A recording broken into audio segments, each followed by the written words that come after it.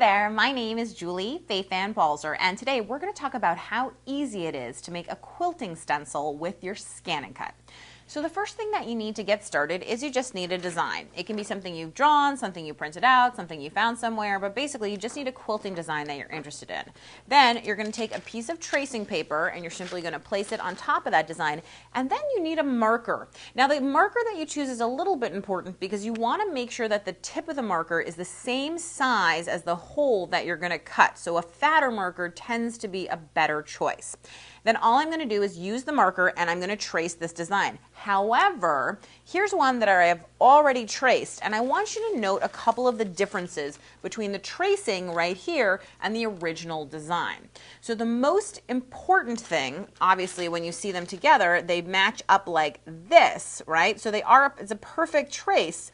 But when you pull them apart, you can see that this one has dashed lines. And that is what makes the quilting stencil that allows us to pounce or draw through for our quilting design.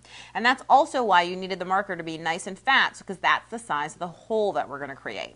So once you have your tracing right here, then what you're ready to do is I'm going to take my scanning mat, I'm just going to lift this up, stick the piece of tracing paper in, and then I'm going to go over to the ScanNCut. And now I'm going to open the dust cover and I'm simply going to slide the mat right into the machine. Then from the home screen, I'm ready to go ahead and choose Scan. Scan to cut data, stay in black and white mode, and just go ahead and press the start button.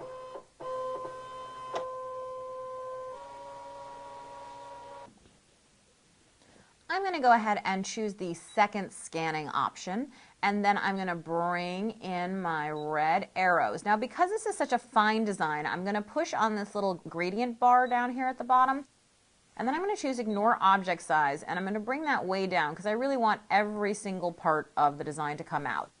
And then I'm going to go ahead and say OK, OK again. Now that I have my design, I'm going to save it. And I'm just going to go ahead and save that right into my machine like that. And once that's saved, then everything's okay, and I am ready to go home, and it is okay to delete all patterns. Now that I'm home from Pattern, I'm going to choose Saved Data from the machine. I know it's what I just saved. And now if you watch the bouncing red box, I'm just clicking on the editing function up here, you'll see that this is a million tiny little pieces. So I want to group them so that I can resize it. So I'm going to go ahead into the selecting function. I'm going to select all. That'll all be all those red boxes. Then I'm going to say, okay, please group this. It will group it as one piece.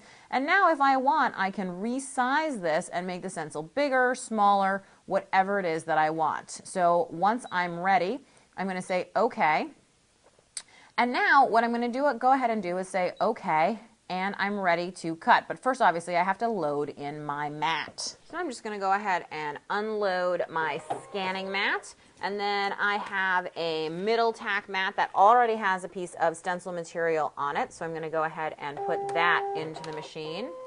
And once that's done, I can go ahead and make sure that all of my settings are correct for my blade. I've already done a test cut, so I know. And then I am ready to go ahead and say cut and start.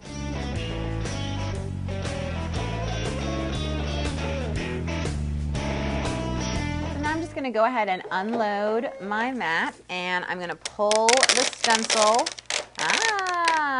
right off. It looks so fantastic. If there are any tiny little loose pieces, you just kind of shake them out and they come right out, and boom, there it is. Look how amazing that stencil looks.